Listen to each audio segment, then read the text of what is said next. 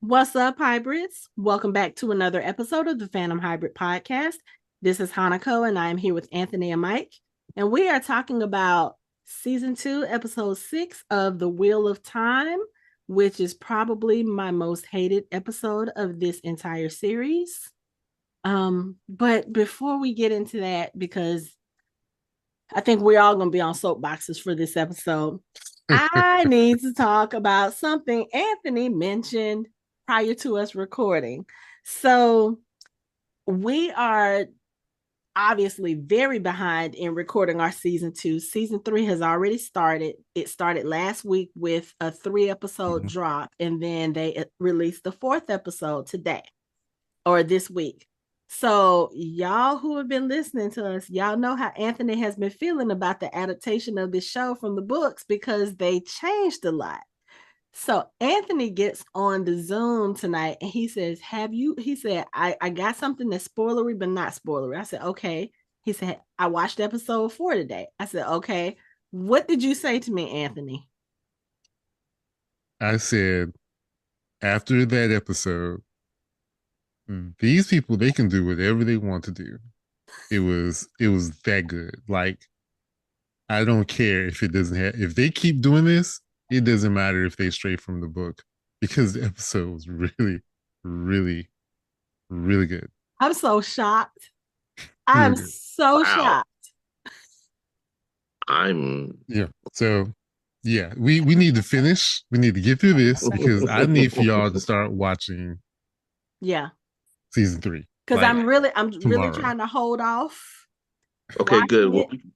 Well, we can just skip talking about this one. Go ahead and wrap it up. So that's our show for tonight. You can find No. us at fandomhybrid.com. We have to go into this one because this episode and so I'm not saying it was a bad episode. It's not a bad episode. It's just the fact that we are dealing with elements of slavery and non-consent and all of this with these characters, particularly with the brown characters in the episode. And I remember the first time I watched it, and I remember when we discussed this season at Conjuration 2023. I remember there were some strong feelings about that, especially coming from me, because I was like, okay, as a woman, as a Black woman or a brown woman, however you want to put it, biracial woman, whatever, as a minority, this episode was tough to get through. Like that, I mean, what's her name? Renna? That bitch needs to die. man, this is basically female buck breaking. I mean, it was hard to watch. I was watching it and I had to pause it for it. I had to pause it multiple times because Mm-hmm. I'm like, not only is she gaslighting her, she's physically, mentally, and emotionally buck breaking her. And I Mm-hmm. was just like, no, no, no, no. And I the mean, crazy thing is, it's so interesting because Renna doesn't look, I think that's her name. She doesn't look that much older than Egwene is. So you know that she's been brought up to think that this is okay. And there are certain moments where she's talking to Egwene and you feel like she really actually thinks that what she's doing is okay. Like she doesn't see anything wrong with it. And she actually thinks that there's a chance for her and Egwene to become bonded and to become friends. And I don't know the actress's name. I didn't look it up. She does a magnificent job in playing that duality because it's like, on the one hand, you can see where she has the arrogance and she has the entitlements of, what did she say to her? You're not a woman, you're a Damane. I was like, oh, bitch, hold up. But then on the other mm, hand, when they had the scene where she was connected to her and they set the tree afire, the way that she really looked happy. Like, yes, this is gonna work. We're gonna be friends and it's gonna be okay. We're gonna be connected. And then when Egwene still couldn't pour the water, and she got so mad enough that she actually struck Egwene. I was like, yeah, she really feels like this relationship is like cohesive, and it's such a weird thing to watch, especially I'm gonna get a little political, especially in this day and age when we have what's going on with our real life world happening, and we see kind of some parallels starting to take place. But it, like I said, it was a good episode, but it was a rough episode. Man, especially like, I mean, she gives her the free reign to let loose with her powers. And that, I mean, for her in that situation, that was probably that was just like being able to run. And she let her cat loose, but then she's like, okay, now I need you to go back to be subservient to me. I need you to do what you need to do, and she still can't do it. And the fact that she can't do anything, she can't even pick up a handful of dirt if she's thinking about throwing it at her. If she picks up that handful of dirt, she's gonna be in like she's gonna be broken down. And I'm just like, that's some like that's like the worst kind of captivity, man.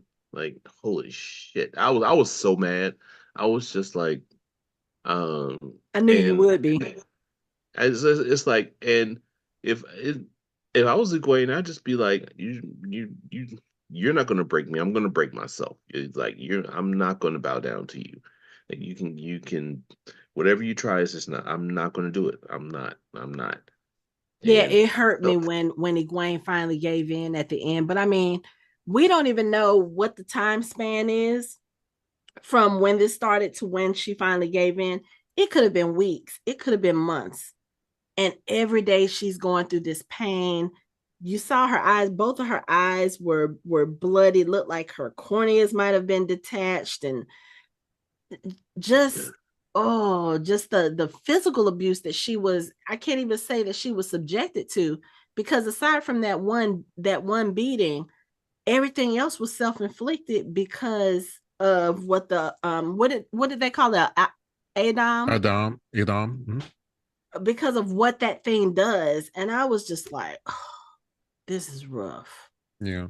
Remember from season one, Nynaeve, I think it was season one, Nynaeve said she was talking about Egwene and she said that she was unbreakable. Yeah, I Yeah. thought And about even in that this too. episode, Ingtar was like, oh, if anyone can survive this, it's going to be her. Mm-hmm. Oh, And, Loial said it. well, Yeah. yeah, I said it. And yeah. Mm-hmm. you see at the end, yeah, she couldn't.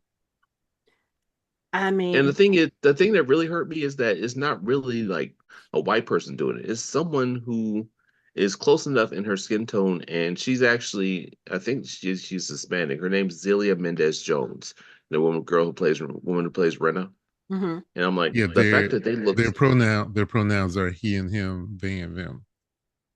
they and Just them. so you know, yeah. Thank you, I appreciate it. So they are so close to Egwene, like as far as skin tone, it's almost like like a sister doing it to another sister. Mm-hmm. Not like sister, but like sister. Like it was painful. Yeah, that's the other Painful. part of it too. Just like a woman just being the of another woman. And like I said, that one line that she said when Egwene said something to her about, I'm a woman who's such and such, I'm a free woman or something. She was like, you're not a woman, you're a Damane. I was like, wait, they don't even look at them as like human. They're just They're slaves. they're They're worse than that. objects. They're pets. Yeah, yeah. Because even the place where they keep them is called the Called the kennel. kennels. And when When she did this, Loial she said patted her. that, Yeah, she petted her on the head like good dog. You know, Mhm.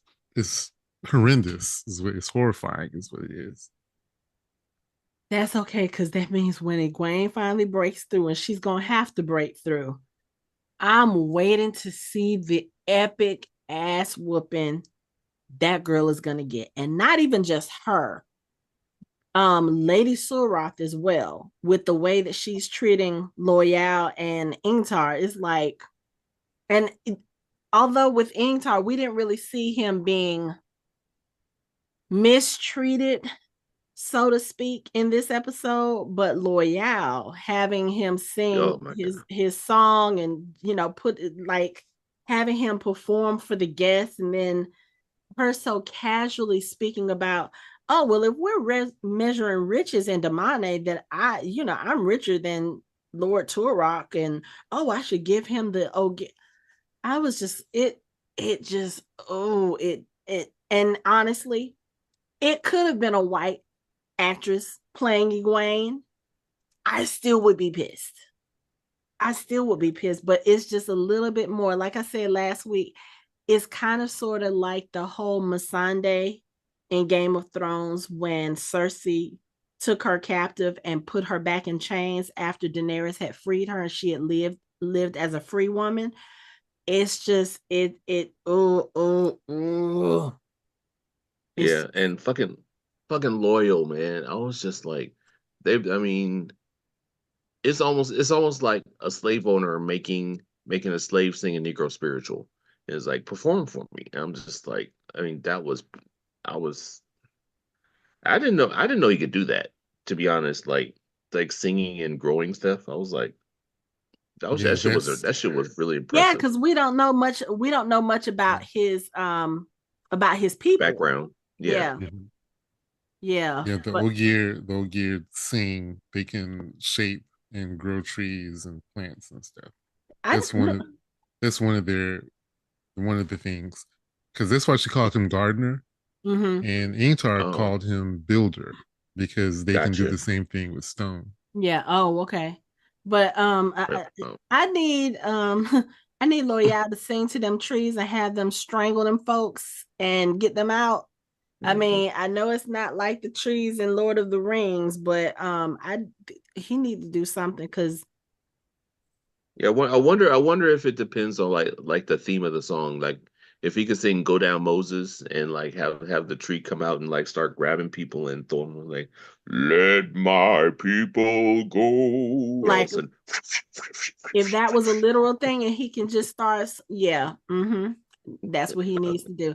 I was hoping before Renna had Egwene destroy the tree, I was like, after I saw that, I was like, oh, okay, there's a tree there. Loial can do something. Then the tree burned, and I was like, damn well, it. can he regenerate it? I don't know. If it was still alive, If part of it, like if there was like part of it still alive, he could. mhm, Okay, Yeah. yeah, Yeah, so but there's a she had shot. Egwene go down to the roots. And that's the other thing. Like, you're sitting here and you're being all happy because you guys are working in tandem to do this. And I guess Egwene did that so that she could see what the extent of the power or the connection could be. But the fact that you made her burn down that tree after literally just acknowledging, look at the tree, Egwene, I know it brings you comfort. Then you have her burn the tree down. Bitch. that's part of breaking her. I know, Hmm. but oh my. And here's the thing. As hard as this episode was to watch, I do also appreciate that they didn't really hold back, because stuff like that's a part of our history. Stuff like that is still going on in the world today, in other parts of the world, where people are treating other people as objects, as belongings, as, like you said, pets, as less than. And one of the things that we have talked about before, and it has always been talked about, there are a lot of times when TV shows, films, books, the media, our entertainment can be used to teach people who may not be aware that things like this exist. And I Hmm. hate to say it, we know it, especially again with our current political landscape. There really are people who have gone to school and who have never really heard the truth about slavery, learned the truth about how other people treat other people. So I'm kind of glad to see it in the media so that at least there's that point of reference. But yeah, we don't need another episode like this. The next episode, we got what, 2 episodes left this season. Next episode, I need to go in to get the fuck out of there, or I need Nynaeve and Elayne to come and rescue her, because now Nynaeve is pissed. She got enough reason to get them fingers working so you can come rescue your friend, because I can't do this for another episode or two. I can't. Yeah. And I actually I kind of like this team of her and Elayne. Like I'm like they're just mad enough to be able to do something, I think. I'm like, okay. Like And I I like the balance, because Nynaeve yeah. is the hothead. She's the fiery one. She's the one that's running off at the mouth. Mhm. Elayne is just so calm. So calm, She's her so, demeanor, so yes, political. but she gets her point across when they mention to Rema Sedai about Liandrin. And she said, Liandrin Sedai, what about her? And Nynaeve said she's a dark friend. And Rema was like, she broke the oaths, all of them. Like, Elayne was pissed, but she was so controlled. And I was like, okay, this dynamic I can get, because they balance each other out. And even when Nynaeve was asking her, she was like, you need to go. Why would you stay here and help someone you barely know? And she was like, Egwene is my friend. She's the only one I've ever had. I'm staying. I was like, okay, she didn't have to raise her voice. She didn't have to get upset. She says it so calm. And I was like, okay, that's going to be, I think, her strongest weapon, in addition to her channeling, because she's going to be so calm. I think people are going to look at her and they're going to underestimate her. They're going to think, oh, she can't do anything. She's too nice. She's too, she's too level-headed. Yeah. Someone mentioned how that she was still one of the most powerful novices they've had. Okay.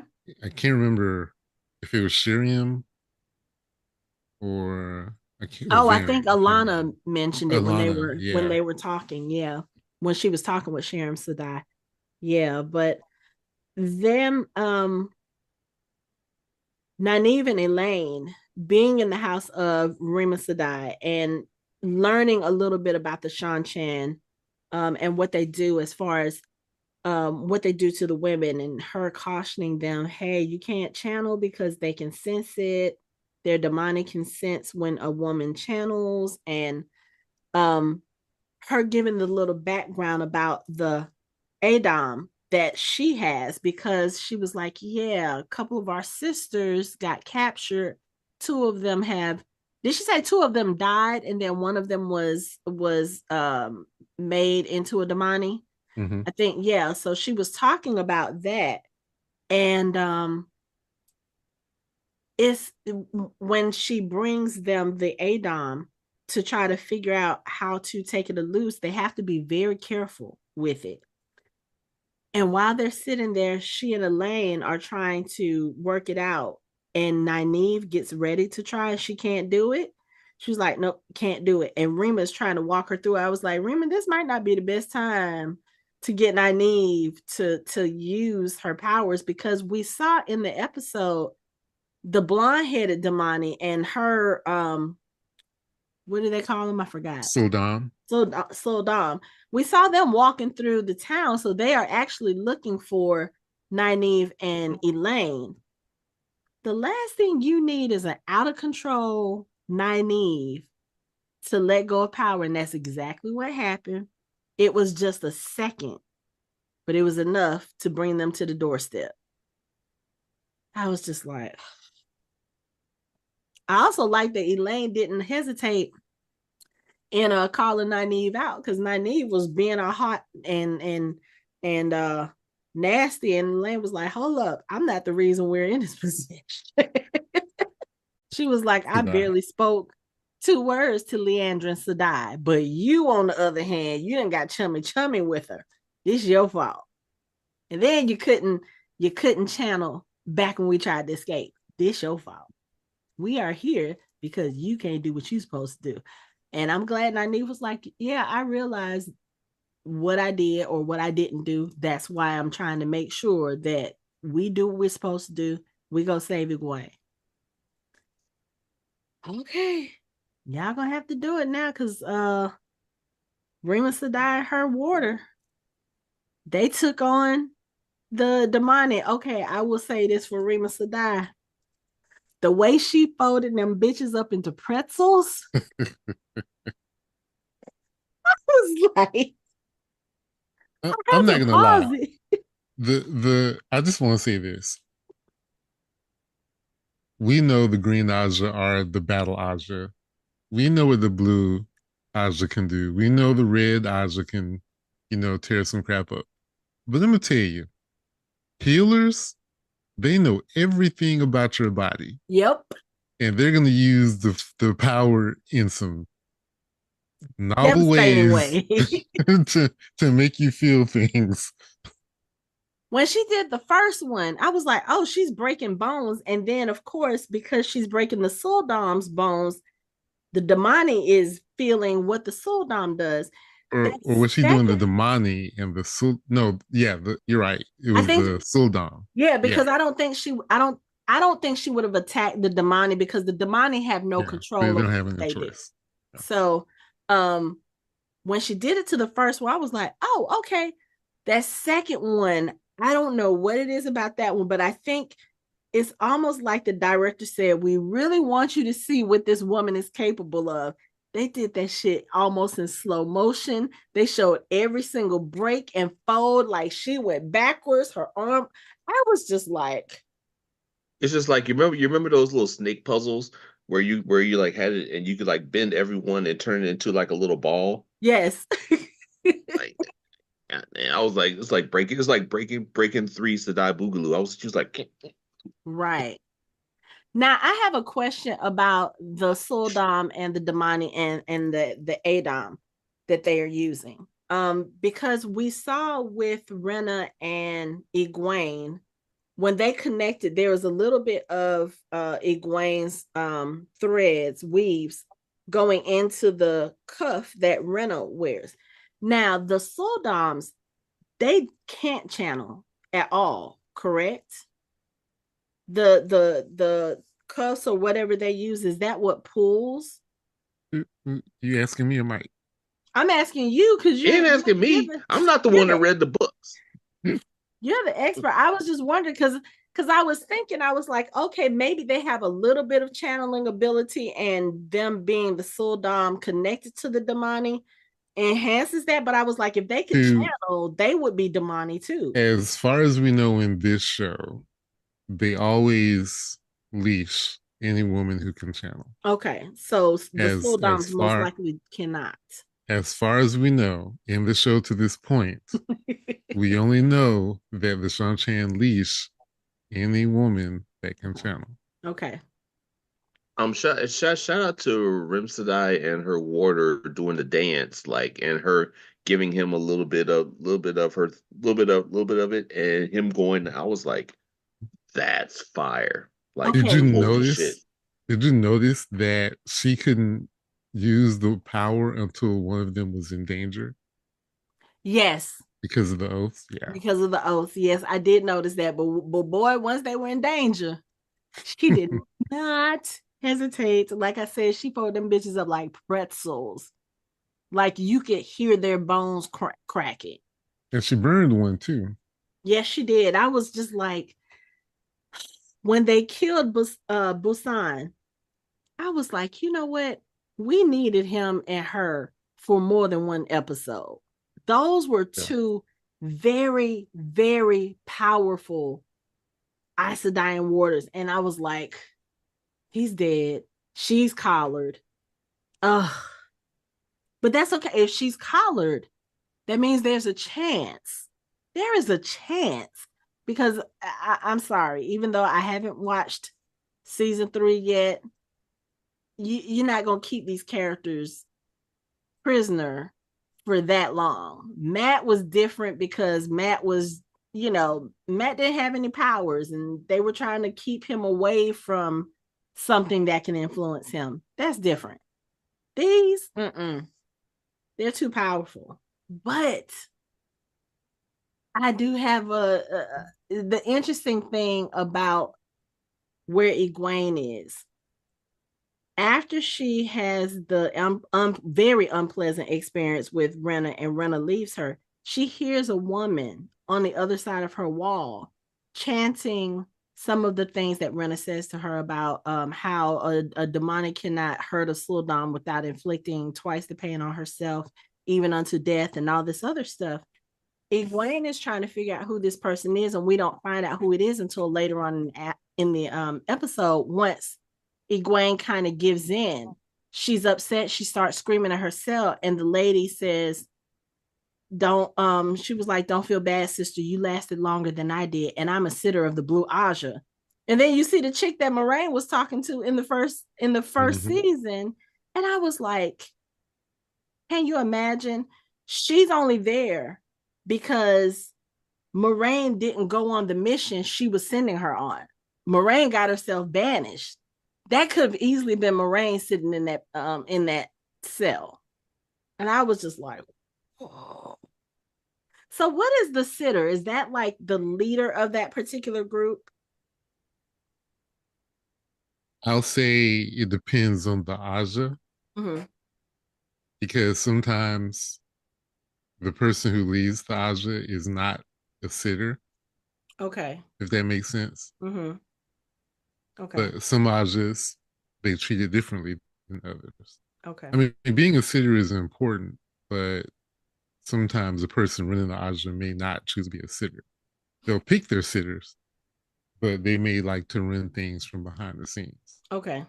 But yeah, when I saw her, I just looked and I was like, wait. And then my mind started thinking, I was like, oh, that could have been Moiraine. And then this would have been a whole different show if that had been Moiraine. But oh, okay. Yeah, let's get out of Falme for right now, because we've had enough. Yeah, because oh God. We've had enough with that. Oh, wait a minute, no, because I have to mention one more thing that like really got me hot from jump. The opening scene in the episode is this bitch dragging Egwene by the leash into. Okay. So we're all in agreement. Renna needs to die, right? And she needs to die a very slow, painful death. Oh yeah. Okay. Yeah. Okay. Yeah. Like she's one of those characters where, one thing I say I do like about the show is how they give depth to some characters to make them more than just. It seems like even if they try to make you have some sympathy for Renna, no. Kind of like Liandrin. You have to remember what she is and what she's doing. Yeah. No. And then even if you can't remember that, all you have to, like, it's in the background. All you have to do is look at Egwene's face. Like, her cheek is torn up. Like I said, her eye is so bloody. Like, whoever did the makeup is great. But all you have to do is look at her face and you're like, oh yeah, no, we don't like you. We don't like you. But okay, since I mentioned her, let's talk about Liandrin real quick. Man, you see, they tried to do it again. I almost felt bad for her when what's her name killed her father. I was like, her son. Her son. I'm sorry, her son. I always keep saying it. I was Because right he there. I was looks like, older. yeah. I was like right there, trying to almost feeling sorry for him. I was like, nah, fuck that bitch. Nah, I refuse. Real quick, you saw Liandrin throw some fire at Lanfear. She was like, yeah, just like Pyro and Deadpool Wolverine. Yeah, she was like, the first one's a freebie. Next time I will kill you. Do it again. I'm gonna flay the skin from your bones. Try me. But it's interesting watching Liandrin's, like, her facial expressions and the way she reacts to things now, because I think now that it's kind of out in the open that she is Black Aja and that she is a dark friend, you can see exactly where her motivations are, like, very clearly. There is no pretense anymore. And it's like when Lanfear walks into her house, and she starts, how did you, oh, I've been listening into your dreams. And she was like, you got some interesting fixations. And it's like Liandrin realized she was talking to, she was like, oh, yeah. So Ishmael told me he freed you, but she was like, hold on, I'm not here for small talk. This is what I'm here for. She was like, one, you hate men, except this one. And then she kind of gives us a little bit of Liandrin's backstory, which kind of explains, because you remember, I was like, how is somebody that hates men so much, how does she stomach laying with a man long enough to get pregnant and have a son? Even, it's like one of those things. Okay, so now we know. She was beaten and starved and forced to marry before she even bled. So she was a child bride, probably forced into, sexual relationship with her husband. That's probably where the child came from. So, okay, I get it. That's probably the one good thing in the world to her is that son, regardless of the circumstances, regardless of how he came into the world. That was the one thing she had that she loved, that she felt like belonged to her. But it was also the one thing that was holding her back from her, as Lanfear said, her full potential. So Lanfear goes over and she starts killing him. And it's so interesting because on the one hand, you look at Liandrin and you see where she's upset. She doesn't want it to happen. But at the same time, you see relief on her face.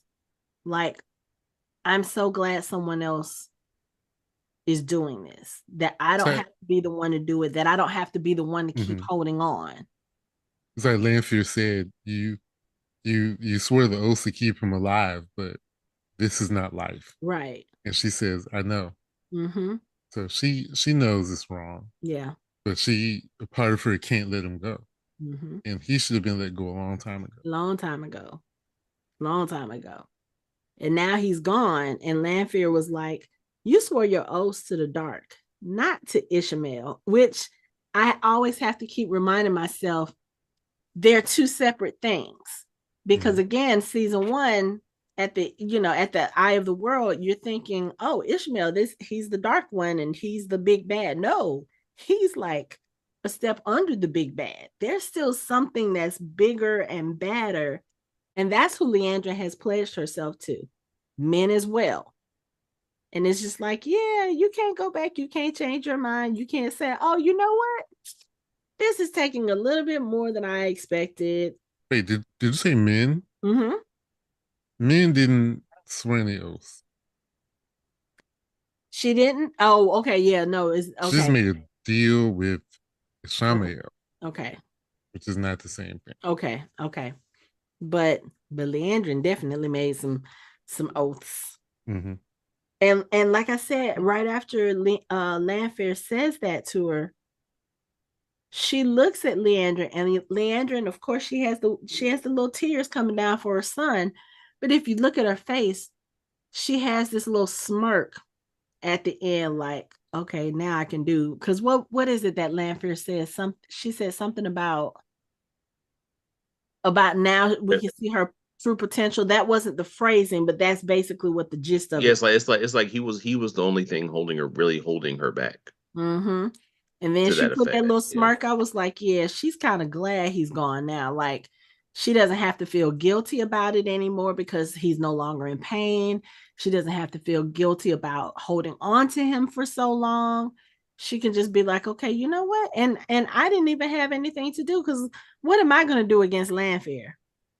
If she's like, okay, your son needs to die, and I'm gonna take him. What did she say?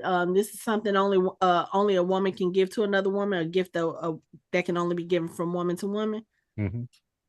Yeah, she's probably like, okay, yeah, this is a gift. You've freed him, but you freed me. Now I can go be the big badass that I'm sure she's about to be. Because now that was the last little piece of her humanity.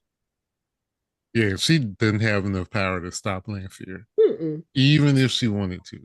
And she's too selfish to put herself in harm's way to begin with. But also, like I said, Lanfear took that decision out of her hands. So I think she was happy. She was relieved. Well, I won't say happy, because I do believe that she was upset that her son died. But I would say only for a moment, because and no telling how long her son has been languishing like that. You just freed her. You just opened everything up for her. Now she The got interesting thing to think about is the Dark One could have made him like that a long time ago to be that way, to entrap her. That's how the Dark One Mm, works. He wasn't ever going to make him better. He was going to leave him exactly the way he was, make him worse and barely alive. ah, Mm. okay. Yeah, and That's then a I mean, speculation because, again, this is not in the books. yeah, yeah, If she was beaten and starved and abused by men when she was little, she didn't have no children. okay. So that's more of that giving depth to the character, where in the book she really didn't have any. Yeah. Okay, yeah, but she free to be an even bigger bitch now than she has been. So I don't know. I'm like, okay, so what is this about to look like? What is Liandrin without the leash about to look like? Which technically speaking, she's still kind of playing the role, as we see later on when the Amyrlin Seat ends up in Kyrian, but we'll get to that. But yeah, she's still playing that role. I think she's a little more snarky, and I think she's when she approached the Amyrlin Seat, what she say? The last time the Amyrlin Seat called 14 sisters to Kyrie, and we were The putting king. the king on the throne.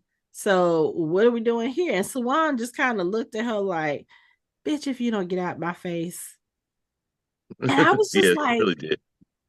she's gotten a little bit more bold, because she's always been outspoken even with the Amyrlin Seat, but not to that degree. Like everybody else was standing back. She was the only one that actually like approached her and got in her personal space. I was like, oh, we're being mighty bold now that we don't have anything tethering us to some common sense. I Well, mean, I think we just haven't seen her in that kind of position. So she probably has always been like that because remember, she's not bound by the three oaths. yeah, So if she decides to attack everybody, it will be too late before they could do anything. yeah. Because none Because of them suspect her of being able to do that. right, Or right, none of the ones that are with them. It's like right. everybody who knows is what Varen, even though Yasica was there, but I didn't see Varen. I didn't see the other brown Aja. And yeah. But it does give her like a certain she's already a overconfident person. But the Mm-hmm. fact that she knows that she can walk into a room of Aes Sedai and be like, I can murder every single one of them right now if I wanted to, before they even realize what was happening. Yeah. You know, that gives her sort of an edge anyway. So it is possible that his death may have freed some of her inhibitions, but I'm almost certain Emboldened her a little bit emboldened more. her. I'm almost certain it wouldn't matter because I think she's already like this. I can't stand her. I Yeah. can't stand in the book. I can't stand her on the show. Yeah. But I'm almost certain that it didn't make that much of a difference, especially in the way she talks to um Swan. Because I Swan. really believe that her, Swan, and Moiraine were all in the same. They were all novices at the same time, Yeah. so they Yeah. haven't liked each other since Yeah, she probably forever. got mad because I don't know what the process is for becoming the Amyrlin Seat, but she probably like her. Mm, yeah. Yeah, it's like I remember when you used to drink that dirty water just like everybody else. I don't think anybody else would have drank that dirty water. Nynaeve is just, ugh, she just has a chip on her It's shoulder. being difficult. Yeah. But hopefully Nynaeve's experiences in this episode will make her see, sweetheart, you need to sit down, shut up, pay attention. and be smart about what it is you're trying to do. Because she is out of her league right now. Rema Sedai was a powerful channeler, and she just got captured. The other sister, the one that's the sitter of the Blue Aja, probably powerful. She got captured. And let me ask you a question. Renna mentioned that the Adars were created by an Aes Sedai. Not that Aes Sedai, is it? Okay, I see the smirk and I'm looking at, okay, no spoilers probably. Okay, so that's probably something we'll learn about later. The Adam was, I don't know if they're going to go into that much detail in the lore, but it was created by an Aes Sedai and Seanchan. Mm. Okay. So it was. Okay. Yeah, they're technically they're Angrial, I think. Turn Angrial. Yeah, because I think Elayne mentions it when they're trying to figure out how to open it. Yeah. So that they could try to get it out. And it's interesting because Nynaeve, when she finally does get a hold of it and she looks at it, she was like, it needs healing. The only way it can be healed is to be put on a woman. I'm like, how? Like, I can't even imagine someone having the mindset that, okay, I'm going to create this piece of whatever, and the only way that it can be whole is by enslaving someone. Like, the mindset you have to put that kind of thought into making that. And then we see what it does. Like we said, Egwene, she can't even think about harming Renna without it causing physical harm to her. She got one punch off to Renna, and what happened? She almost looked like she broke her nose because she gets twice whatever Renna gets. So if they're in battle, if they're wherever and they're connected, Renna gets hit, Egwene gets hit, and it's going to hurt her twice as much. Renna gets dead, Egwene going to be double dead. And like I said, thinking about someone who has enough, and I don't even know if it's hate or just a sense of entitlement, having that sense of wanting to oppress someone, that you create this piece, and that's exactly what it does, to almost perfect execution. I was to make for it to work, it has to be whole, and the only way to be whole is to be attached to a female channeler. Yeah, it's terrible. It is. Now I have a question. You may not know the answer to this. Would something like that, an Adam, would that work on a male channeler? You mean, could you make something that does that? Well, I mean, obviously, if you can make one for the women, you can make one for the men. Yeah. I was just wondering, those particular ones, they're only for women that we know of. Okay. Yes. Okay. Okay. And if anyone ever made one for a man in the book, it's completely different. It's a completely different system. Of course it is. Because the male, remember, the male and the female, saidin and saadar, are different. So they have to be treated differently. Okay. They haven't explained it very well in the show, but they're very different as far as power. Like, they still use the same elements, but men are strong in, I think I said this before, men are strong in fire and earth. Yeah, and you women mentioned are strong in water and air. And they're both equally strong in spirit. Right.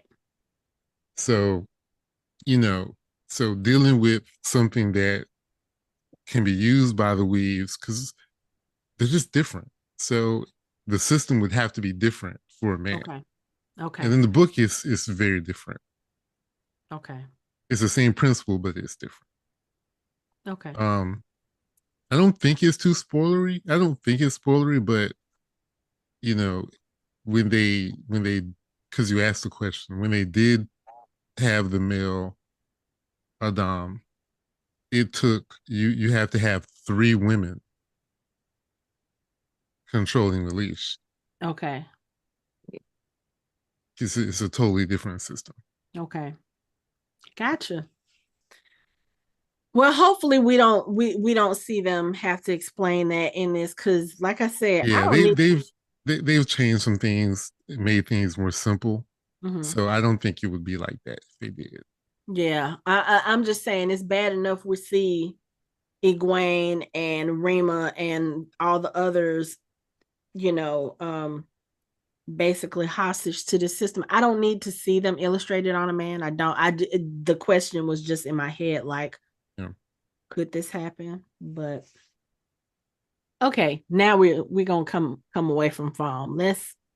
Let's go to Kyrene, because Rand and Moiraine, as we mentioned in the last episode, Moiraine she sends Rand to sleep so he can meet with Lanfear in the dream world. And of course, Lanfear meets him, and she's got her little snarky comebacks and all this other stuff. And she's talking to Rand about how she's protected him all this time from Ishamael, and you should learn to trust me. She was like, why can't you trust me? And he's looking at her like, you got me bound. And she actually does. Every time I think about Rand, I got to hit my pressure points. I'm sorry, what? this little motherfucker. You know what? Shut up. No, shut up. No, this episode. Were you the person that told me that he was almost as bad as Anakin? Was that you? No, I don't think that was you. I kind of agree with it, but no, it wasn't me. Oh my God. So, once Lanfear kind of lets him go and he's having this conversation with her, he's like, what do you want? And she's basically like, look, I've been protecting you. I just need you to trust me. We can work together, and I can show you certain things. Like there's a part where Rand has his dream, same dream we saw him have before, where Perrin and Matt and all of them are dead, and it's at his hands. And Ishamael actually comes into the dream, and he was like, yeah, this is going to be you. This is going to be fact. You might as well just face it, And she actually comes into the dream and kind of kicks Ishamael out. And it's so interesting, because throughout all of this, when you look at Lanfear and the way that she has been with Rand, once we find out that she's a Forsaken, I was sitting here like, okay, she really, she was just using him to, maybe get her rocks off, but also keeping tabs up, on him for Ishamael or whatever.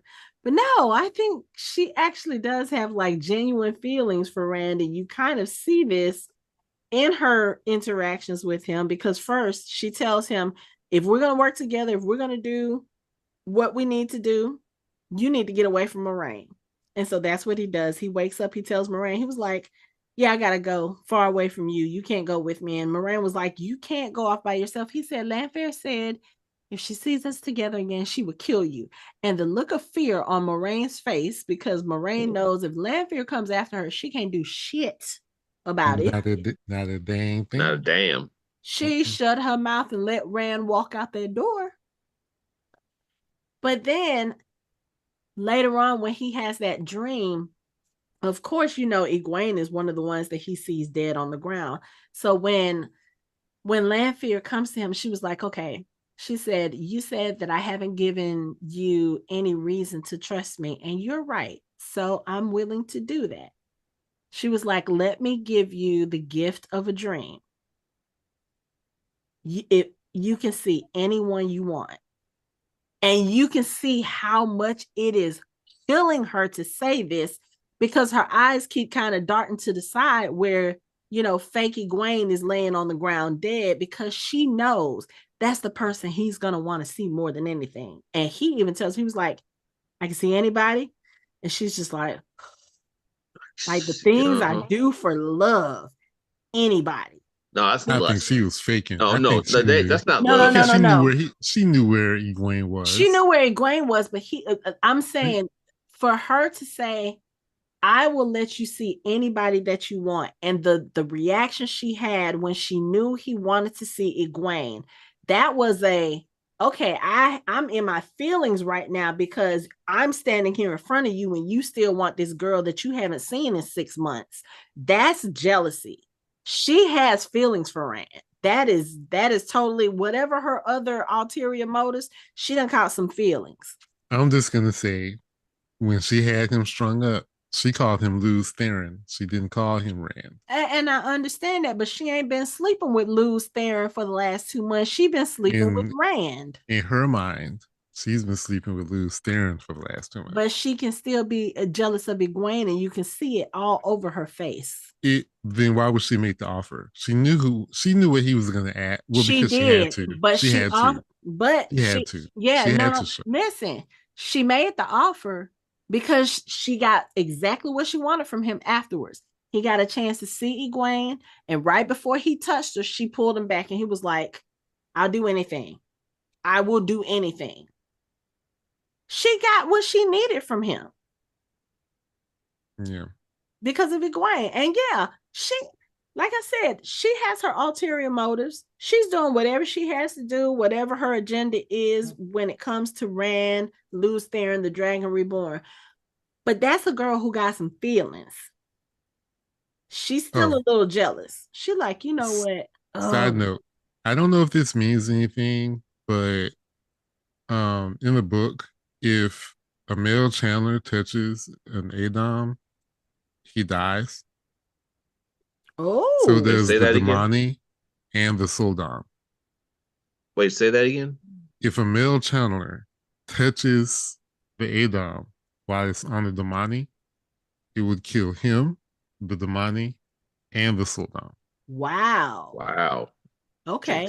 Now, I don't know if that's gonna come through here, but for book readers, yeah, because that was really Egwene in a dream world, and that was really Rand in a dream world, and he did not need to touch it. No, he wasn't trying to touch it. He was trying to touch her face. If he accidentally touched it, yeah, they'd all be dead. Okay. So yeah, she stopped it just in time. Fucking Egwene, man, she's going through it. Like she's going through some bullshit right now. Hey, if she wasn't broken, if she wasn't broken before, she broken now. Like yeah, it's like from all this fucking all the shit she's going through here. Then she can't even go to sleep because Rand's over there, like mind fucking her there too. I'm like, damn, she gets no respite, like none. Like fuck, man. It's not like he was doing it on purpose. Like I don't think he really thought. I know he wasn't. I know he wasn't. But still, she woke up. She was like, he was here. He was just here. He was here. He was just here. Yeah. Like that's like holy shit, dude. Yeah. But yeah, Lanfear ran. And then of course, you know, she's like, okay, so you said you do anything. Okay, we need to go to Falme. Okay. So while they're in Cairhien, on the other side, you have Mat and Min who have arrived in Cairhien. And of course, Ishamael comes to Min and he's like, okay, yeah, you need to make sure they meet up. And she's like, I don't want to do this. I don't want to do this. Sweetheart, we have already established that you fucked around and found out that you just can't be making deals with every goddamn body. And now you're stuck. So you got to play this through in order. I think at this point, she doesn't even care about getting her visions taken away. She's just like, I don't want to do this to Mat. He's a nice guy. I like him. He's cool. He's my friend. I don't want to do this. Ain't too much you can do about that now. So of course, Mat is over there gambling and losing money again. Imagine that, huh? And Rand happens to hear his voice. Now I will say this: when they reunited, I was very happy. I was very emotional because I was like, I feel like both of them needed a win. They needed something positive. And them seeing each other, the way that Matt grabbed him and just started crying, I was just like, y'all gonna break our hearts this episode again. I'm like, okay, let me just enjoy this for the moment. But then when Rand tells him about everything that happened, because of course Matt is asking where everyone else is. And he's like, oh yeah, I kind of had them, believe that I'm dead. But I need to go to Falme. I need to go rescue Egwene and blah, blah, blah, blah, blah. Okay, I'm gonna go with you. Rand is like, you don't have to go with me. Oh, yes, I'm going with you. He was like, I have been without my friends for 6 months. I'm not doing this shit again. I'm going with you. Then when he goes to tell Min that he's going to go, Min is already up there drinking herself into a stupor because she's feeling guilty. And then she tells Matt, you can't go because if you go with him, you're going to kill him. And Matt was like, what? And then that's when he realizes, and I felt so bad for him because he was like, so you set me up. So when did you set me up? When we escaped? Oh, no. Before we met, he was like, huh? And she said, yeah, I was told to bring you here by Ishmael and blah, blah, blah. She was like, you can't go because you're going to kill him. And the look on Matt's face, you could tell Matt almost wanted to say like, fuck you, I'm going anyway. But then he's hiding behind everything when Rand is at the gate waiting for him. And I was like, y'all, can our people just get a win? We got one that's collared. We got 2 other ones that's, in hiding, watching an Aja sacrifice herself for them. And you got Parent. Well, we don't even know where Parent is right now because we didn't see him at all in this episode. Where my dog's at? Running with the wolves. You got Ingtar and Loial being slaves. Very pretty ones. I have to say that I hate, Lave, they're not slaves. They're servants. They are not free to go, and they are treated like the help. They are slaves. And the thing that makes me so mad, I can't even like admire their outfits because they're slaves. They dress them up pretty to serve. Ingtar looked amazing, didn't he? Yes, he did. I was like, oh, no, not even just him. Loial looked regal in his, and I was like, I can't even like this. Like the colors are beautiful. The outfits are gorgeous. How did they get Ingtar to wear the thing on his head? I'm like, really, guys? It probably was like, you either wear this or you die. We already know Ingtar is like, look, this shit ain't worth my life. What you need me to do? Okay. Well, you know he working on things in his head because he's like, exactly. Okay, he knows exactly where the Horn of Valere is. Mm-hmm. He's working it out in his head. Just give him time. He just needs some time. Yeah, that's why I was like, yeah, he's sitting there like, oh, you need me to wear this? Okay. And he is gathering information. He was like, yeah, Torok has a room of curiosities and the Horn of Valere is in there. He was like, they don't even have guards on it. I guess that's their honor system. They don't even think it's going to be stolen. He was like, they got more guards at the kennels watching the Damane than they do the treasures. Mm-hmm. I was like, yeah, that's how you know what they value most. Mm-hmm. Their pets, their slaves. I was like, ugh, I want all these people. Now, all these people with their ugly Gary Oldman from the Fifth Element haircuts and all this. Is that first reference? Oh, second reference besides Anakin.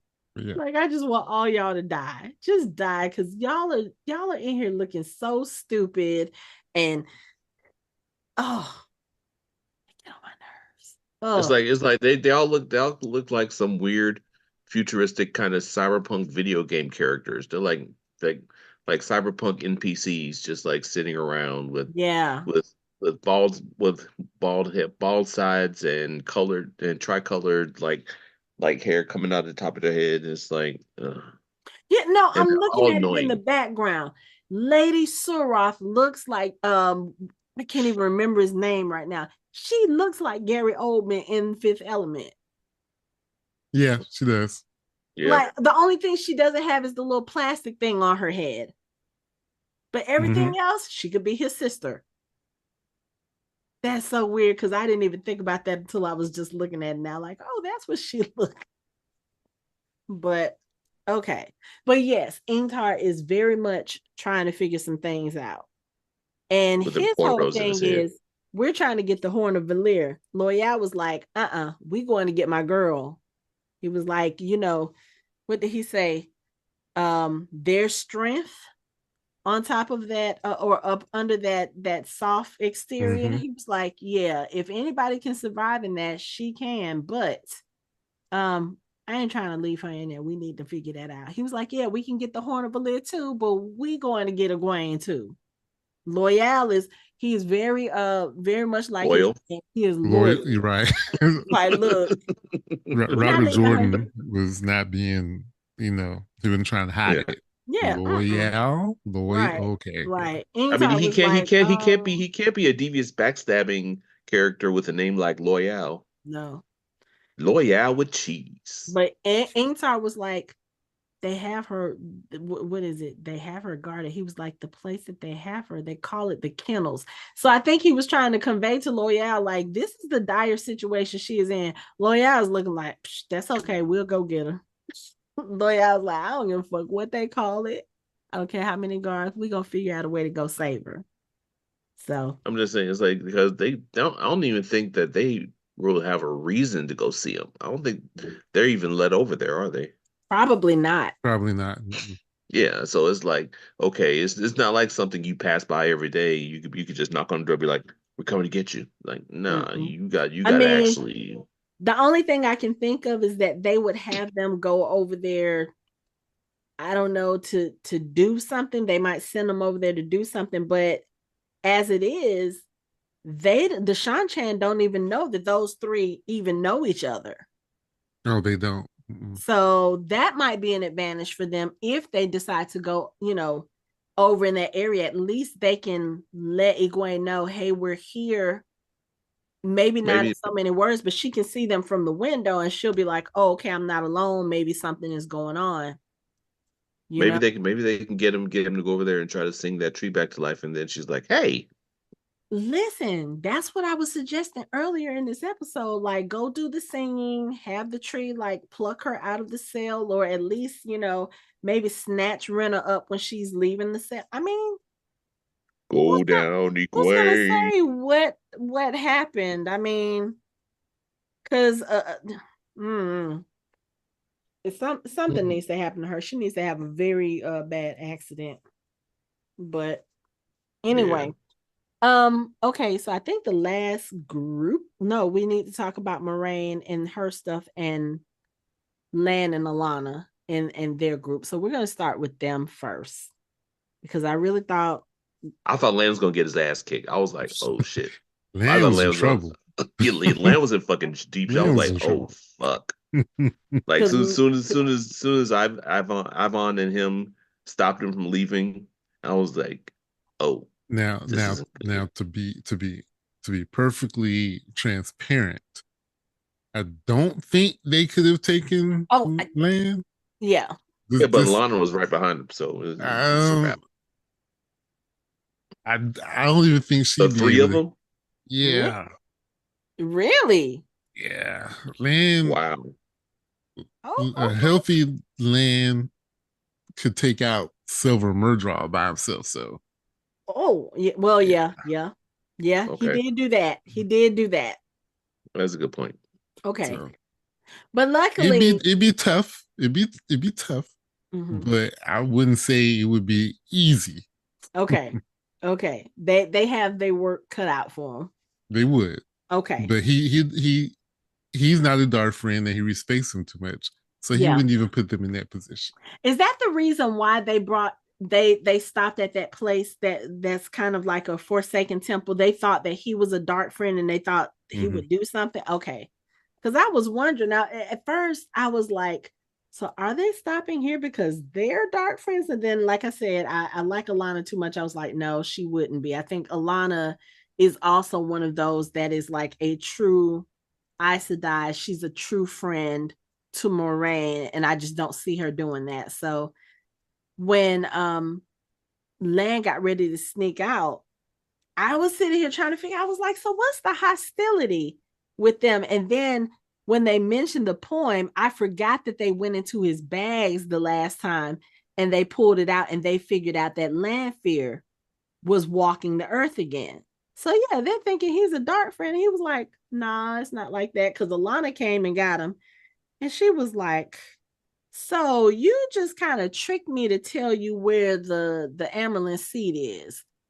What do you need to see her for? She was like, and please trust and believe, we will kill you where you stand. You make the wrong move. And Ivan and Max looking at him like, bro, we love you, but we will smite you down. We'll do what we must. Listen, they were looking serious. Mm-hmm. But then Lan was like, yeah, so Moiraine and I found the Dragon Reborn. And Alana's face, she's like, oh shit, okay. And they go find the Amyrlin Seat. And they tell her, and it's so interesting because Sawan, when she was in the thing, and she heard what was going on outside when they were trying to say, who are you? And she had the little things. I said, I don't know how I missed that the first time. It was like, oh, the crown of knives. Yes. Yeah. And then once she realized it was Lan, she was like, sure, bye. I was like, oh, she was ready to kick some ass. Because I don't think up to this point, we haven't seen Sawan do anything like major. So I was like, oh, we finna get a fight. And then it was Lan, and she was like, hold up. Why are you here? And why is my boo thing not with you? Like, what is going on here? And so I guess Lan tells her about the Dragon Reborn, because the next thing we know, she and 14 Aes Sedai are in Carrion at Moiraine's house. And I was just like, oh, this is about to get interesting. Speaking of Moiraine. Oh my God. I'm so glad she realized what a bitch she was being in this episode, because I was like, you know what? Your nephew and your sister, they should I'm glad her sister started to kick her out. I was like, how much more are you going to take? She was like, you got to go. Get the fuck on. By tomorrow. But then Moiraine turned around and she was like, hold up, I'm the eldest daughter. I'm the heir. You are staying here by my good graces. I was like, you ain't even been home in 30 years, 20 years, whatever it's been. I'm sure that can be disputed, but no need. Because I will say this, her sister gave her an earful. And she was like, okay, I guess I am being mean, because when she sat down, she was getting ready to cry. And I was like, Moiraine, do you realize if you're just a little nice to them, like we said in the earlier episode, she was nice with her sister. She sat down for tea. She was able to find out where Rand was. It's like, you can catch a lot more bees with honey. Come on now. Just make nice. You don't know what kind of information. Look, your nephew is about to get married and become the king.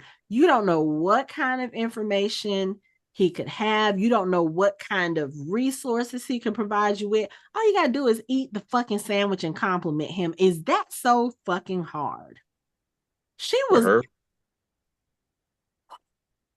I was again ready to come through the screen and throttle her, but I'm glad she kind of came to her senses and apologized to him. And he looked so happy. But I will say this, when he reached to give her a hug and she hugged him back, I thought about what, I don't remember if it was Anthony or if it was Mike, but the look that he had on his face when he was hugging his aunt, he had this look like he did something he wasn't supposed to do.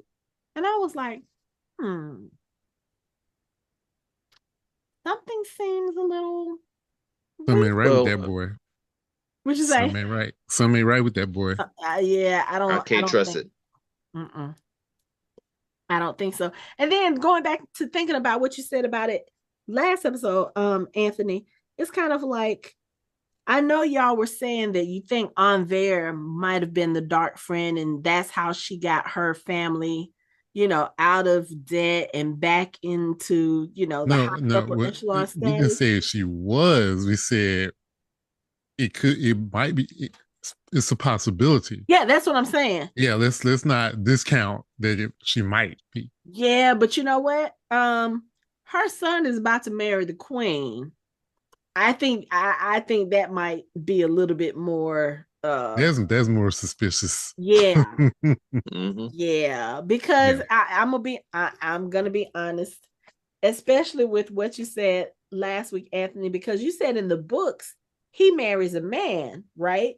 No, he didn't marry anyone. What did you say something about That somebody married a king? the person he's marrying in the book, that character is a king, not a queen. Oh, okay. So you were saying that one, they gender swapped it so that he could be marrying her in the show. Right, Okay. right. Okay, I They completely gender. I think they gender swapped it to give him a motivation okay. Okay. because for some Okay. reason this show thinks everyone who's a dark friend has to have a reason. They just can't be bad people. Pattern Fane. Well, I mean, we don't even know if he has a reason, but I mean, Pattern Fane. Right. He wasn't right before he became a dark friend. Right. Someone right with him to begin with. Well, and see, that's the thing I was gonna say, because to me, that kind of makes it seem like he's a dark friend because he wants to be a dark friend. Because if you think about the behavior of all the people that we've seen as dark friends so far, none of them have been happy about it. None of them have been like, oh yes, I'm doing this because I want to do this. That motherfucker, like Mike said, he's marching up to the High Lord with the Horn of Valere, and he's skipping and whistling. Something ain't right about that dude. He is happy to be a dark friend. He was already weird. I'm telling you. We didn't know Yeah, he that. was. Before Yeah, we that, did. Yeah, we did. they talked about how he was before. But He's that like what I'm he saying was. But is as he could long have as been, they had known him, he had always been a little strange. but he could have been a But dark friend then too. yeah, but He I probably was mean, because he was over there skulking around in the background, like walking past people, like, "Yeah, I know you up there," and like you like skulking around and shit. Like, yeah, that might see. Keep your eye on motherfuckers like that. I mean, just not to get too deep into Patton Fane, he's basically an agent of chaos in the book. Mm. Yeah, he's a dark friend, but he's also now got Shadow Logoth in him as well. Oh, because of So the dagger. because of the dagger. Yeah. Okay. So Okay. he's just he's All over the literally place. the Joker. Some men just want to watch the world burn. Right. Like this might be fun. You telling me all I gotta do is just fuck some shit? Of course, I'll do it. That's Patton Fane. Right. Oh, this dagger is cursed. I want it. I mean, he's just that's just the kind of person he is. Right. Because like I said in the book, all the secondary and tertiary characters are all one note. Like, Mm-hmm. but the writers in the show, they do seem to want to give everyone a motivation. Okay. I don't think they can give Patton Fane a motivation because he just you can't make one up for him. Well, that's kind of like what we talk about on some of our other shows. It's like having a redemption arc, or having a, like you said, a motivation, being kind of morally ambiguous. Not all bad guys have to have any of those. We can have bad characters just because they're bad characters. Mm-hmm. And I just kind of feel like Patton Fane is just one of those. Like, it doesn't have to be, oh, I was bullied as a little boy by kids in the Two Rivers, and that's why I came back and did this or whatever. No, it could just be that, you know what? Yeah. I like doing bad things. They make me feel good and Yeah. whatever. Because, Lanfear, she want to lose Theron back. I mean, that's simple enough. Lady Suroth, she wants to become the queen of the Seanchan. Mm-hmm. Her motivation. Liandrin wanted to save her child. Yeah. I mean, they all have their motivations. Had the fame. He just wants to watch Yeah. the world Okay. burn. So now that her son's dead, Does she have a death? Does she's still a dark one? Yeah, that's what He's Lanfear made the was telling oath. her. She said Yeah. because you made the oath to the dark one, not Mhm. to Ishmael, and you can't change your mind. Mhm. That's what she was very specifically letting Liandrin know. Yeah, okay, so just because I took care of your son, that don't mean your service is over. Like you are in this for life. Oh, lie. Yeah, because I think was it her that said it, or was she saying it to Liandrin or to somebody else? But it was basically like, oh yeah, once you make this oath to the dark one, there is no turning back. There is no reneging. There is no excuse me, can I get a refund? You can't do Mhm. none of that. You are in it for whatever. So yeah, I hope Liandrin is really thinking about what she did and whether or not the price that is going to be paid is worth it for her. Because yeah, I think at this point, like I said, I feel like with the death of her son, that was the last of her humanity. Now she could prove me wrong. We have been seeing that they've been kind of like we said throwing some empathy here and some sympathy there, and some maybe I'm okay type things. I don't think she's a good character. I don't think she's redeemable. They may try to do that with the show. I don't know. If watching the clip that I have seen of season 3 is any indication, yeah, I don't think that's gonna happen. I mean, they already showed like that she's ruthless in the very first episode. The way she dispatched of that male Chandler, like it was not like she didn't Yeah. care. Like she wasn't even trying to like rehabilitate him. She's like, no, you're dead. No, kill him. Like Yeah. die now. Yeah. So you already know there's an element of ruthlessness to her. So anything else she does from that point is not really surprising. It's Yeah. like okay, like she let someone kill her son without trying to sacrifice herself. Yeah, that's about right. Okay, she's a dark friend. That tracks. Okay. Well, Yeah. but see because that's the thing. It's like even with those things, they do give us little hints of motivation as far as what she did with the channeler. One, she knows that male channelers are dangerous. They're not supposed to exist. And then she already has a hatred for men. Why does she have such a hatred for men? Well, we found that out in this episode because when she was a child, she was beaten, she was starved, and she was forced to marry, even before she had her period. So, yeah, that would, if you're a child, like average girl is maybe between 11 and 13 when they have their first period. So, if you're younger than that, and you're forced into doing all these things, then yeah, I would probably have a strong hatred towards men too, and I would probably project that. So they've given us that motivation. The thing Yeah. with her son, like we said, her son was way past his expiration date, way past his expiration date. Like Mhm. there's no telling how long he had been in that bed, not able to function. I think the couple of times we've seen him, he's never uttered a word. Like the most he did was he reached over and grabbed her hand, but how much pain has he been in and for how long? That would be that motivation for that, as far as her not stepping in or even raising an objection when Lanfear got ready to do it. Because you heard her, she said no, but she said it so soft and quiet and so without feeling, without force. It was just kind of like one of those, no. Stop. Quit it. Don't. Right, right. But again, she knew that was the right thing to do. That was something she should have done a long time ago. Maybe True. not kill him, but at least Let him go naturally. right. Instead of Yeah. trying to keep him alive with remedies that was putting him in more pain, and then you got pissed off at the person who told you that anyway. So Hmm. yeah. So I don't know. They may try to do the whole redemption thing with her. I don't want to see it. I don't need to see I it. have no need of it.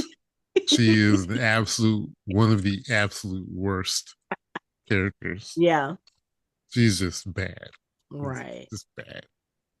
So um I'm trying to think. Was there anything else that We had the brief moment between Logain and Rand, Yes. where Rand was like, "You're gonna teach me some shit," and Logan is like, "I am." What, boy? Logain's just like, why y'all messing with me?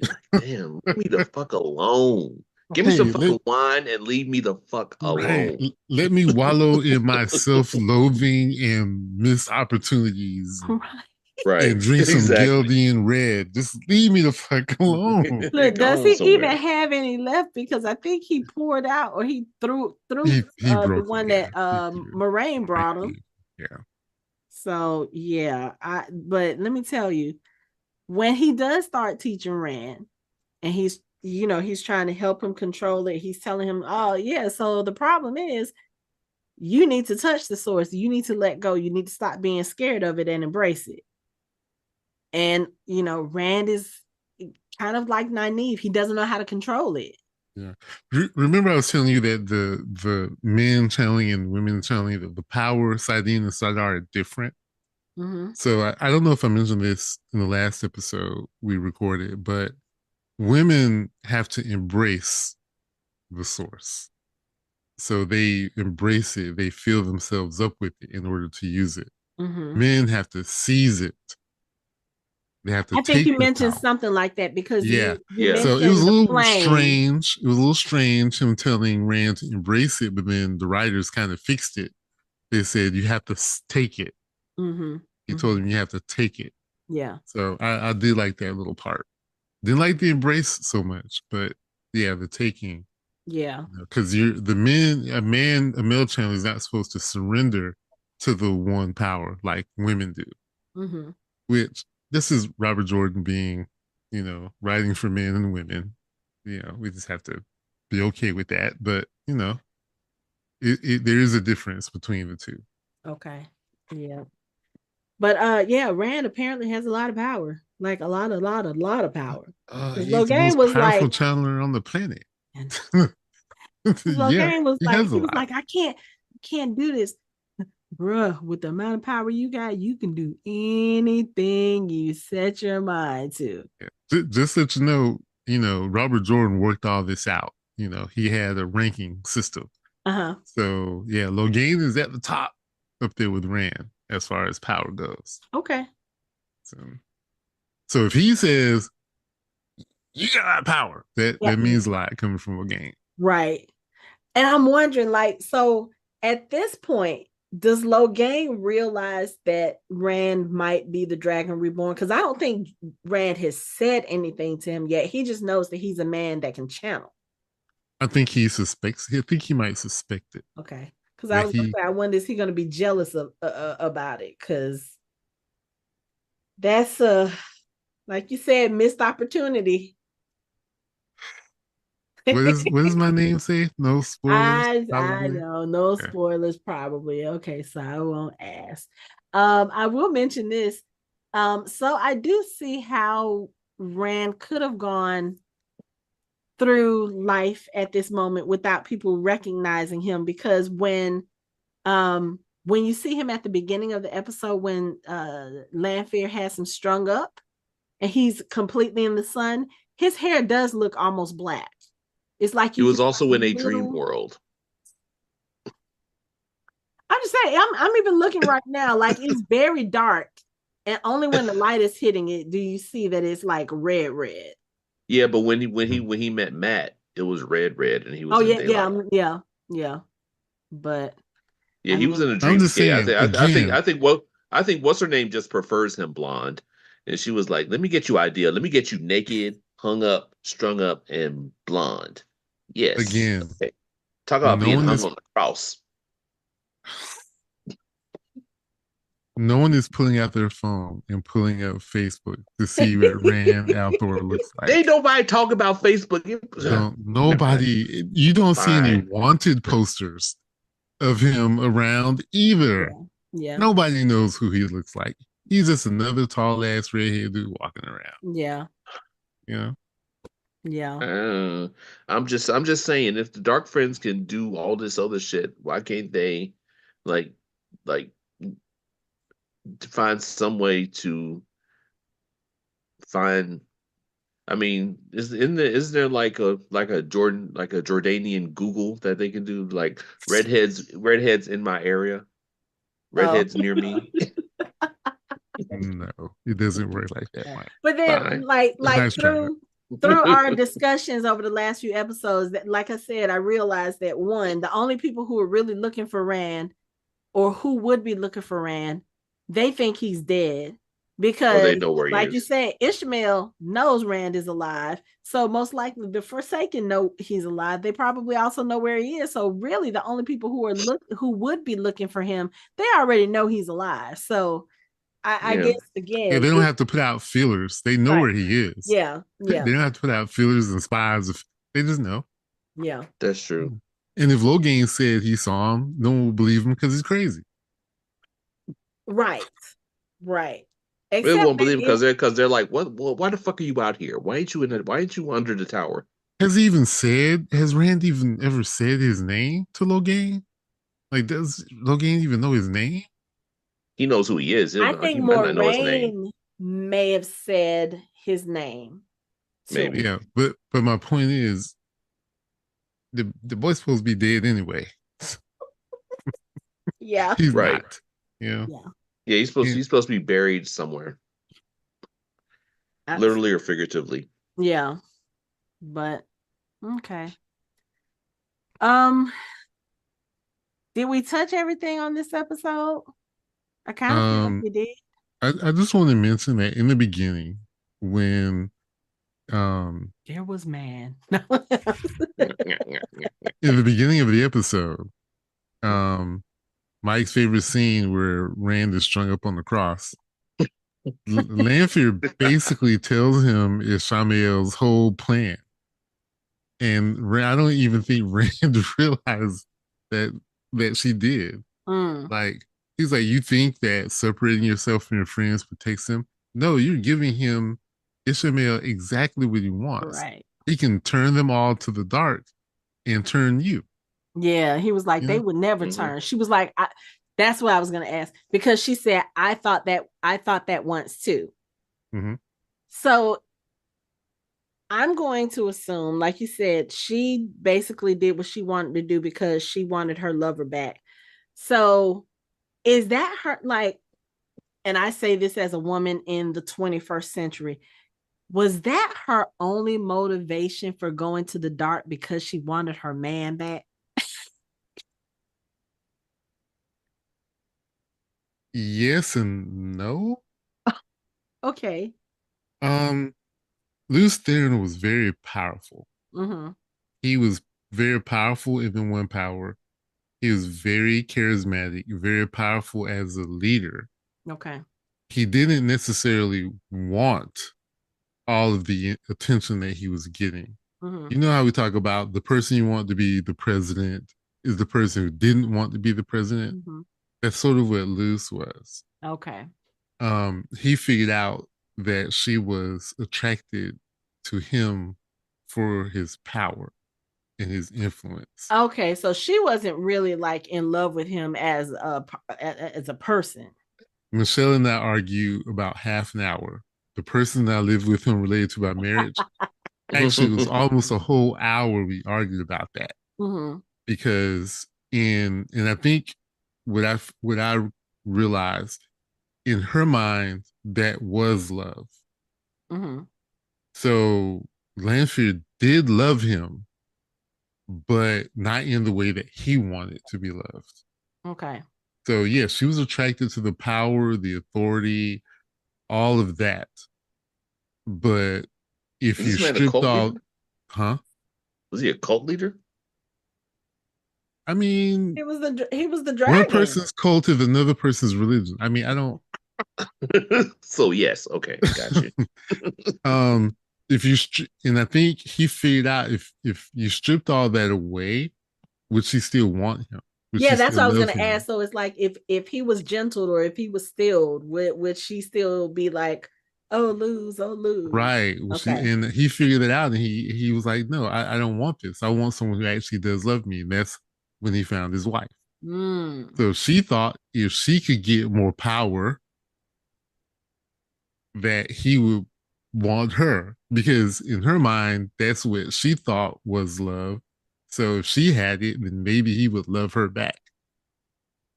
Gotcha. And So just fucked yes, himself in over. Robert Jordan's in that world of cisgender white males writing novels, Right. not saying he's misogynistic, just it was a different understanding of the Yeah. time. Because these That books were written when? In the 70s or the 80s? like 80s, 90s, Okay. 2000s. Okay. But yeah.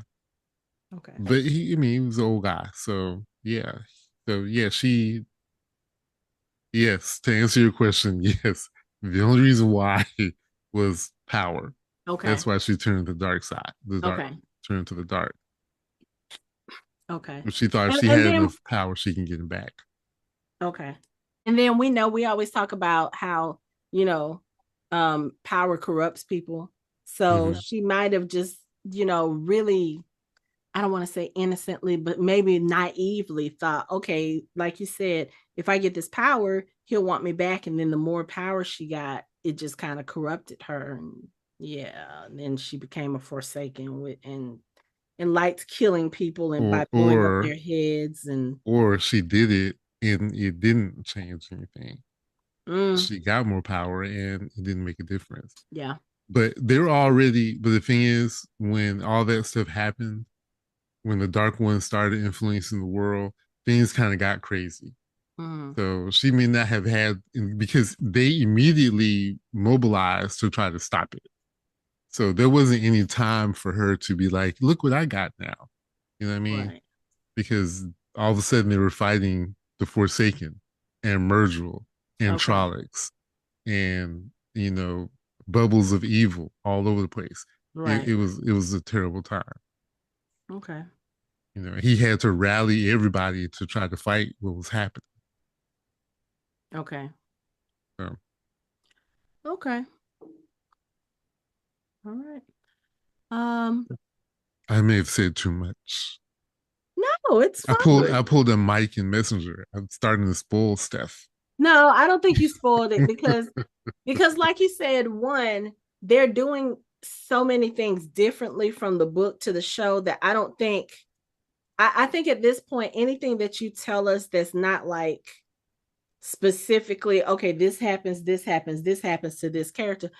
I take it more as like just background information for those of us who haven't read the books, just to kind of understand the way that this world works a little bit more. So I don't look at it as spoilery. I mean, now if you were to say, okay, so Rand ends up becoming, he fully embraces being the Dragon Reborn, and the series ends with all of his friends dead and him going crazy, like they say, I would take that as spoilery because that could possibly happen. But the stuff that you've given us, no, that's more so kind of knowledge. Like I've been saying that I want to, I don't want to read the books yet, especially if they're so different, but I do want to learn more about the world. And I guess this is a good time to kind of slip into the conversation that we are all going to JordanCon for the first time. Well, Anthony and Michelle went last year. And it was amazing. It was great. Yeah. It was fun to be around a lot of people who dirt out Robert Jordan, Wheel of Time. Yeah. It's really good. And it's book readers mostly, but there are a lot of people who watch the show too were there. Yeah. Yeah. So we just got approved as media guests. So we will be there at the end of this month. It's here in Atlanta. April 25th through the 27th. Yep. So I'm looking forward to that. Is it the Crown Perimeter?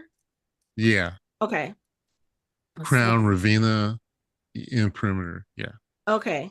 So I'm looking forward to that because I do want to learn a little bit more about this world, because I do realize that sometimes when we're discussing these episodes, I'm sure there are some people like, okay, can y'all at least get the names right? But it's like, one, there's a lot of information. No, I mean, because me too, because I'm like, okay, what that girl's name is or whatever the case is, but there's a lot of characters, there's a lot of information. And especially with these series that where the world building is just like massive. I do want to learn this stuff, and I was gonna show this. I got this book last year when Barnes and Noble in my area was going out of business, and it's The World of Robert Jordan's The Wheel of Time, and it's like a encyclopedia of the Wheel of Time, and it's got all kinds of stuff. I have not had a chance to look at it yet, It's but gonna spoil you if you do. yeah, I know. But it's got like full color photos from some of the books. So I do want to read just kind of a little bit just to kind of get like background information. But yeah, I don't think you've spoiled us too much Mm-hmm. in If the your best, background. if I remember, because I have that book digitally, the stuff from the Aes Sedai start there. Okay. I will do that. But yes, let's see. So we've talked about Jordan Con, and I will actually put the link to the convention in the show notes for this episode, just in case anybody is in the Atlanta area and they want to kind of check it out, see what's going on. Let's see what else. Atlanta Comic Convention has or ATL Comic Convention has moved to July this year, and we will be going to that. We will be submitting our panel submissions this week. Probably the same panels we've been doing because those are the ones that people like us to do. The parenting panels, we're going to do a Dead City Walking Dead panel and maybe a couple others. So if you guys are going to ATL Comic Convention and have some suggestions that you want to hear us talk about, then put some comments down and let us know. But other than that, do we have anything else to say? Mike, you got some shout outs? Shout out to the amount of, I mean, the acting level in this, like from Renna when she got collared was just heartbreaking. Like holy shit. Like I mean, You mean and Egwene, Rema?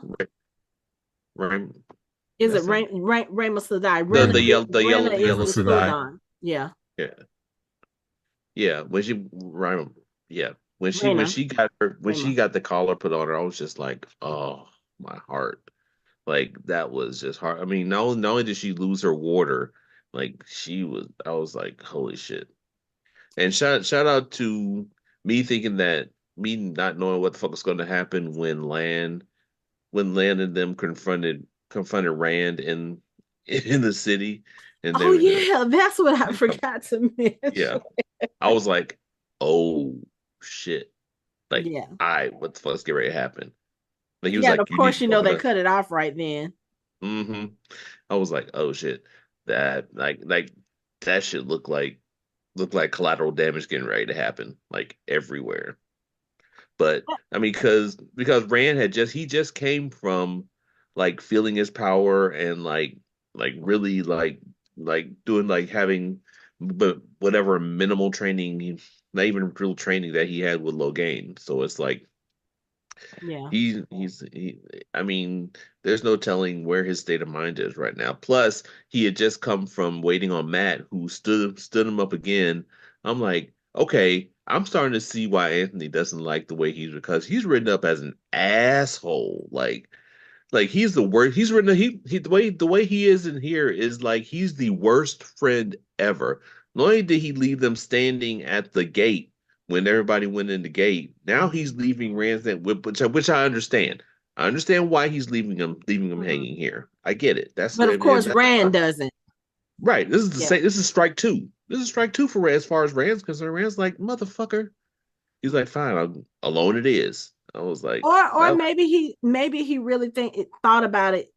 Because I mean, if you think about it, you're going to a city where you may have to fight for your life yeah. because of what you are. And maybe he's just thinking, okay, maybe Matt's just not ready for that. I And mean, Matt was probably thinking, yeah, I'm not ready for this. No, yeah. no. What I'm thinking is the writers know that Matt is the most popular character in the books, and we don't want the audience to like Matt, so we're gonna make him the absolute worst character, just above Liandrin. See, I don't think they're Everyone's gonna doing hate that because we as the viewers, we see Matt's motivations and we see why he's making the decisions he's making. If we weren't seeing that, I would agree with that assessment. Yeah, but But we even know if you why he's didn't know, the decisions he making don't make you like him. I don't know. Even with his motivations, I don't like know. If I heard if a seer told me if you go to farm with your best friend, you are going to kill him with the dagger, especially knowing Matt's history of that dagger, he's scared to be around that dagger. True. I don't think I don't think I would look at it that way. And also the one thing that I keep thinking of from first season, when Matt abandoned them, Rand was the only person who was kind of like, Matt's still our friend. We still need to find him. He was just scared. Like he was the only one that was still defending Matt. Even going so far as to arguing with Egwene about it, because Egwene was like, he left us, and he was like, he was scared. okay, so this is where a little bit of the problem I have with time travel comes in. Oh boy. So if the seer says every vision I have comes true, period, and she tells you she has a vision of you stabbing Rand, it doesn't matter where you go, it doesn't matter what you do, Right, it's gonna happen. it's going to happen. So guess what, dude? Go with him because your chances of keeping it from happening increase potentially exponentially versus you But not going with him and randomly accidentally stabbing him he is because you not didn't thinking know that deep. where He he is was. thinking, I just found my best friend again, and now I'm being told I'm going to kill him. He's panicking. He's panicking. And she's interpreting it as killing him. She really just saw you stab him. It And didn't lay him say down on he the was ground. dead. But Well, it didn't say he was dead. That's what I'm saying, Matt. Matt ain't thinking clearly because his character's not written to think clearly. mhm. So I'm just saying, like, dude, no, she told you all her visions come true. Absolutely. Period. So it's not going to matter what choices you make. Any choice you make is going to end up with you stabbing Rand. Period. Yeah. Yeah. So go with him, and at least you know what's coming, and be prepared for it. Because if you don't, then you end up some random place. You might stab him thinking he's somebody else because you didn't know he wasn't there That or you was know there. what? That's true. Yeah. That's true. So I'm Just just don't pick saying, up any random sharp objects. You'll be fine. It's like if just you hold see my the hand. No, dagger, don't touch it, the dagger. I mean, yeah, I was gonna say she said the dagger, so you need to like avoid the dagger. But right now, he doesn't even know where the dagger is.